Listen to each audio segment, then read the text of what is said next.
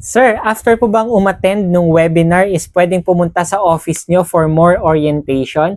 Hello mga ka-travel, this is Paul of Global Pinoy Travel and Tours. And ang sagot po no sa question ni ma'am is yes na yes po. So, kunwari if ever naka-attend ka na ng ating free webinar ng Global Pinoy Travel and Tours and gusto mo makita yung opisina natin mismo, no?